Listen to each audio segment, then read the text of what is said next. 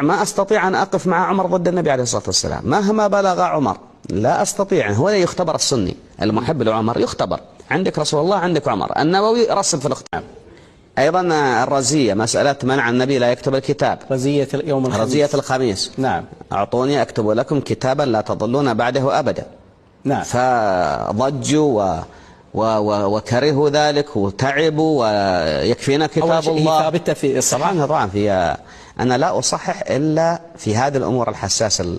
يعني لو كان هذا الإسناد في البخاري ومسلم فقط بإسناد واحد ما أخذت به. هو موجود بثلاث أسانيد في البخاري ومسلم. رزية الخميس. نعم، يعني موجود من أكثر من الطرق. من أكثر. طبعا طريق ابن عباس هو الأشهر، لكن روي من طريق جابر بن عبد الله ومن طرق وماذا أخرى. بها هذه الرزية؟ يعني ما الإساءة اللي فيها؟ يعني قالوا أن الرسول طلب كتف ودوات. طيب. قال حسبنا كتاب الله. ما الضرر في هذه القضية؟ طبعا أنت تعرف الضرر في هذه القضية. لا أنا أسأل. أي أنا تسأل. يعني هو النبي عليه الصلاة والسلام عندما يطلب نعم أن يكتب لهم كتابا لا يضلون بعده أبدا، لا يجوز لأحد أن يقترح الهداية البديلة. لا يجوز. جميل. فالنبي هو أعلم. نعم. لابد أن تأخذ أمره على محمل الجد، خاصة وأنه في طريق الموت. يعني لو كان مرتاحا ويعني لكان أمكن يطلب شيء تقول لعله أردت في فرصة تراجعه. بس وهو في طريق الموت ويخبرك بأن هذا الكتاب لا تظلون بعدها أبدا. نفس قصة الغدير، هو كان سيوصي بالغدير نفسها، لأن 3 أشهر المسافة من الغدير إلى كذا 3 أشهر فقط، أو يعني في 18 ذي الحجة في الحجة. لا أقل من 3 أشهر، أقل بكثير، لأنه في سفر. فالعلة واحدة. عندما يقول في الغدير لا تظلون بعدها أبدا، ويقول بعد شهرين لا تظلون، لن تختلف الأدوات، هي نفسها.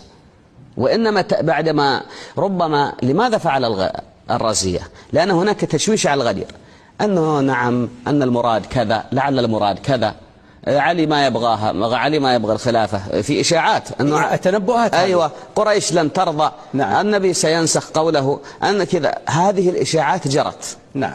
جرت وأنا وجدتها يعني من خلال البحثية، يبغى لها تطويل. يعني أراد النبي أن يحسم هذا يعني بالتأكيد ما جرى في الغدير، فأمر بهذا واضح.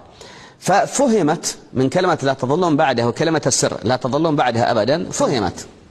فادعي بأن يكفينا كتاب الله، وأن النبي يهذي ويهجر. هذه لا تفهم. يعني أنا ما أستطيع أن أقف مع عمر ضد النبي عليه الصلاة والسلام مهما بلغ عمر. لا أستطيع. هو يختبر السني المحب لعمر يختبر.